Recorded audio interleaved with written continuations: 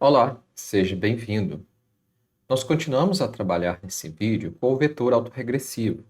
Iremos estudar a decomposição da variância do erro de previsão. Por que nós analisamos essa decomposição da variância? Porque nós podemos analisar as interrelações entre as variáveis do sistema. Para isso, considere os erros de previsão em termos de uma forma do vetor de média móvel do nosso modelo VAR, representado dessa forma que nós já vimos em vídeos anteriores. Assim, se desejamos prever condicionalmente x t mais 1, ou seja, o valor de x um passo à frente, o erro de previsão será dado por essa expressão φ0 epsilon t mais 1. Relembre que nós estudamos φ no vídeo anterior, quando nós tratamos da função impulso-resposta. E nós temos aqui epsilon t menos 1, que são os nossos erros, nossos ruídos brancos do nosso modelo estrutural VAR, ou também interpretados aqui como choques. E podemos então representar desta forma geral, em que então o erro de previsão para n períodos será dada por essa expressão, que nós temos então o valor de x t mais n e aqui o valor esperado de x t mais n, ou seja, a previsão para n períodos à frente. Se nós temos um VAR com apenas duas variáveis, zt e yt, considerando então a sequência yt, o nosso erro de previsão para n períodos será dado então por yt mais n, ou seja, n períodos, menos o valor esperado dessa sequência, aqui é yt, é igual a φ1, 0, aqui então o 0 indica para a gente a relação contemporânea, epsilon, yt mais n, epsilon, yt mais n menos 1, até o final. O 1 indica a primeira defasagem e aqui n menos 1 indica a defasagem n menos 1. Perceba que o coeficiente todo aqui é indicado dessa forma.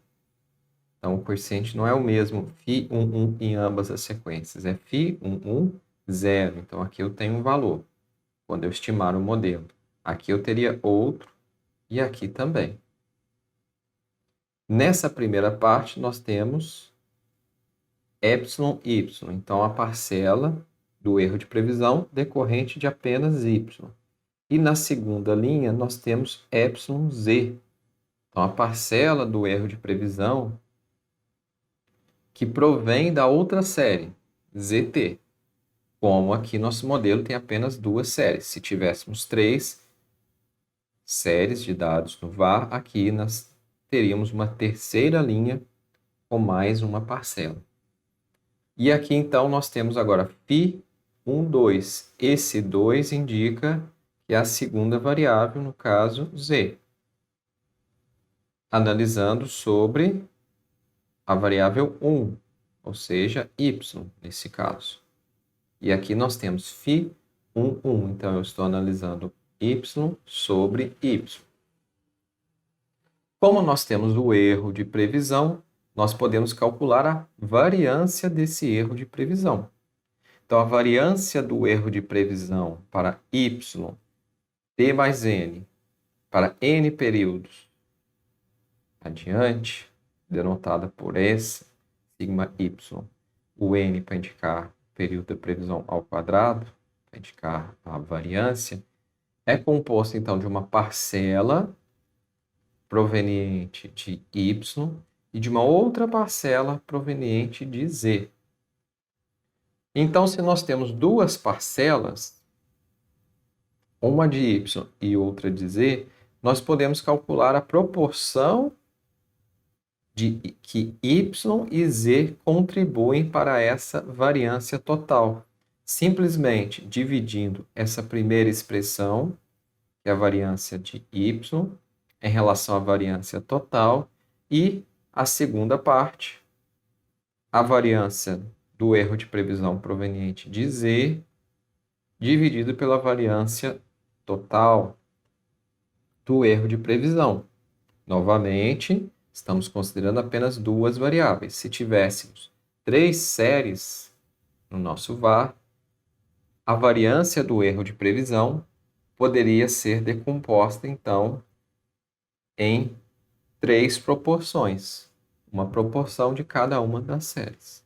Assim, essa decomposição da variância indica a proporção dos movimentos em uma sequência devido aos próprios choques. Então, se nós estamos aqui pensando na variância de previsão de y ter n períodos no futuro, nós temos aqui a proporção da própria série, essa é a parcela decorrente de y, versus de uma outra variável, no caso, zt.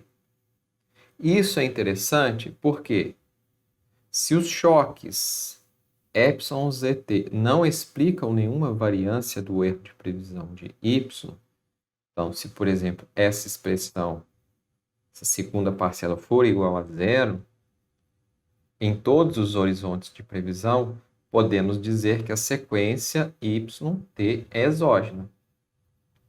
Ou seja, yt evolui independentemente dos choques EZT e, portanto, da sequência ZT. Por outro lado, se os choques nesse epsilon-zt, ou seja, decorrentes da sequência da variável z, explicam toda a variância do erro de previsão dessa outra sequência y em todos os horizontes de previsão, yt seria totalmente endógeno. O que nós esperamos que ocorra? Em aplicações, é esperado que a própria variável explique quase toda a sua variância nos horizontes curtos.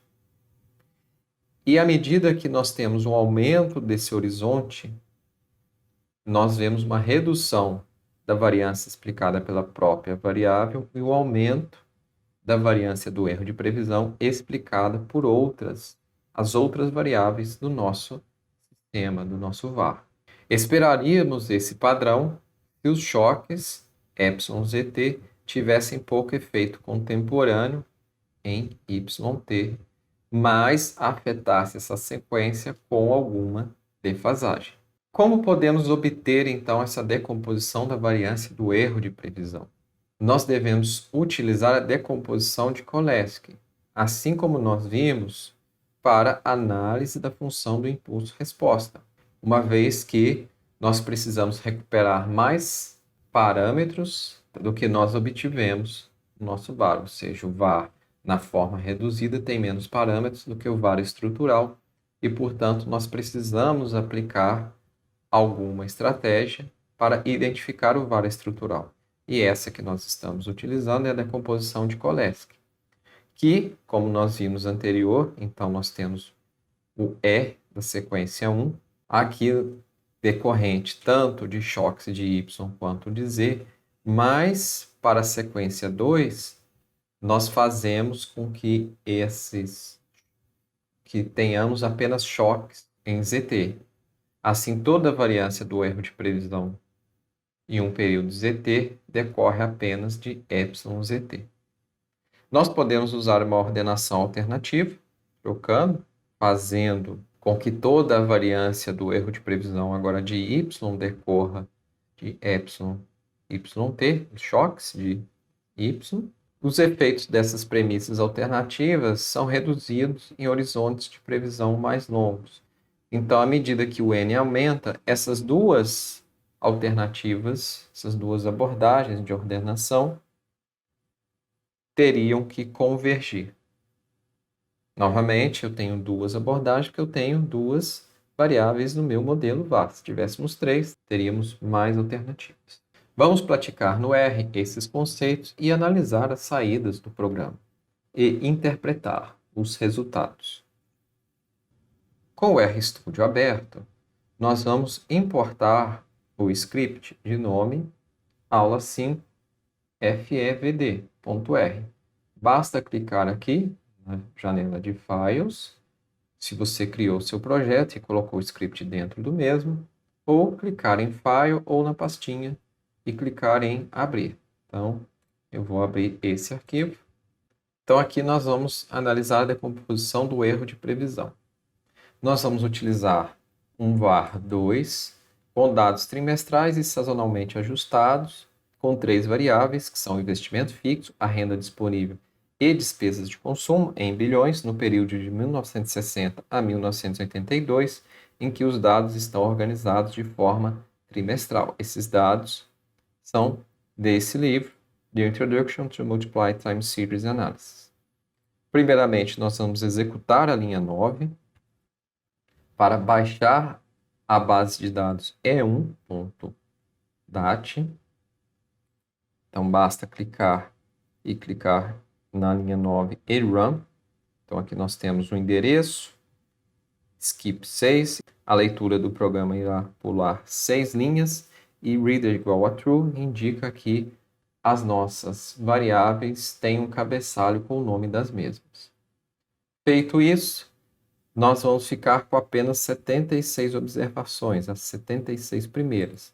Vamos clicar aqui na linha 13 e Run. E nós vamos, então, formatar essa série de dados como, de fato, uma série de dados para o programa. Então, dentro de Data, nós vamos sobrescrever o banco de dados anterior, já que é o mesmo nome, da linha 13 e 16, usando a função ts, em que o primeiro elemento é a nossa base de dados, o segundo indica o período em que inicia a nossa série de dados, no caso 1960, o 1 indicando o primeiro trimestre, e aqui a frequência igual a 4, para indicar que os dados são trimestrais. Clicar na linha 16 e Run. E aí nós podemos analisar os dados graficamente. Nós vemos a presença de tendência nos nossos dados e podemos também executar o teste de Dickey-Fuller para comprovar que os dados têm uma raiz unitária. Então, aqui nós vamos executar, salvar os resultados do teste de Dickey-Fuller dentro de 3 objetos, S1, 2 e 3, que é o teste para a série Invest, Income e Cons, respectivamente, utilizando o pacote URCA, a função URDF. Considerando aqui o tipo Trend, então com tendência e intercepto, e 2 defasagens. Perceba que aqui eu uso data, que é o nome do banco de dados, abro e fecha colchetes, vírgula, o nome da variável. Então eu vou executar a linha 21, 22 e 23, e da 25 a 27, nós vamos obter os resultados. Nós vimos nos vídeos anteriores, quando nós estávamos tratando apenas do modelo autorregressivo, a explicação detalhada do teste Dickey-Fuller, da saída do programa e sua interpretação. Aqui nós vamos analisar a estatística TAL3, da primeira coluna, é o valor calculado, em que ela é menor do que o valor tabelado, tanto para S1, que é o investimento, quanto para S2, que é os valores para a renda, quanto para S3, que é o valor do consumo. Isso indica que nós não podemos rejeitar H0 e indica que os dados têm uma raiz unitária. E aí, para retirar essa raiz unitária, nós vamos diferenciar uma vez o log dos dados. E vou também salvar dentro agora de um objeto de nome dados. Perceba que o nome é diferente, apenas porque eu quero manter os dados anteriores e criar um novo. Por quê? Caso eu precise voltar, consultar os dados anteriores, eles continuam salvos no programa. Eu não preciso importar tudo de novo. Então, vou executar a linha 32. Você também pode conferir pelo meio do teste de Dickey-Fuller, outro teste de raiz unitária. Podemos visualizar graficamente os dados, que aí nós vemos que agora ambas as sequências de dados, ambas as séries, apresentam um visual gráfico de séries estacionárias. Nós vamos utilizar o pacote vars. Se você não tem o pacote no seu computador, você deve executar a linha 37. Caso tenha o pacote, não é necessário instalar. Então, nós vamos agora estimar o var. Nós vamos utilizar o pacote vars. Então, por isso que eu tenho vars, dois pontos, dois pontos. Nele, eu vou utilizar a função var. Essa notação evita que eu tenha que carregar todo o pacote. Se você não gosta de utilizar o nome do pacote, dois pontos, você pode apagar aqui e carregar todo o pacote executando a função library. Então, se você executar a linha 38, não precisa adicionar o nome do pacote a todas as funções do pacote. Eu não vou executar porque eu preciso de apenas duas funções. Então, aqui eu vou utilizar dados que nós trabalhamos aqui na linha 32, calculamos a primeira diferença do logaritmo dos dados, com duas defasagens, e aqui considerando apenas uma constante, um intercepto, no nosso modelo, já que nós também diferenciamos os dados. E vou salvar isso dentro de um objeto de nome model. Então, vou clicar na linha 39, qualquer lugar nela, e Run. Pronto, meu objeto foi criado. Você pode vir aqui em Environment e procurar o seu modelo. Então, aqui nós temos um model. Feito isso, nós vamos utilizar a função FEVD para obtermos a decomposição do erro de previsão do modelo. Então, aqui nós temos o primeiro argumento é model, que é o mesmo nome do objeto que armazenou as nossas estimativas para o var. Seguido de n.ahead, que são 8 períodos adiante. Então, estou analisando o erro de previsão para 8 períodos no futuro. E salvando isso dentro de um objeto dv. Vou clicar em Run.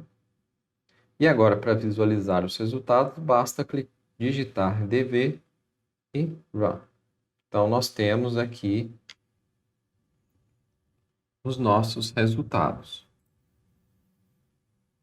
O que nós podemos analisar? Primeiro, nós temos aqui que income e consumo não tem nenhuma participação no erro de previsão para investimento. E isso decorre da nossa ordenação das variáveis, da nossa decomposição. O mesmo motivo para o zero aqui em consumo para a renda. Perceba então que no primeiro período o investimento explica 100% do erro de previsão. Se nós tomarmos, por exemplo, a série cons, e aqui então nós temos do 1 ao 8, tomando do horizonte 1 ao 8 trimestres. E o que nós analisamos? Como esperado, a própria série explica a maior parte do seu próprio erro de previsão. Mas, à medida que o tempo que nós temos um aumento desse horizonte de previsão, então nós tínhamos antes que o consumo explicava 64,71% do erro de previsão da série, do consumo, no período YT, no caso aqui igual a 1. Quando nós temos lá no 8 períodos à frente, essa proporção já diminuiu para 53,16%. Eu estou interpretando já multiplicando esses valores por 100 para ter valor em percentual. E observe que se você somar esses valores na linha, você deve ter 100%. Então, aqui somando, temos aqui 1, ou seja, 100%. Nesse caso, a renda em um horizonte de previsão em um passo à frente explica 27,29% da variância do erro de previsão para o consumo. E o investimento explica 7,99% da variação do erro, da variância do erro de previsão.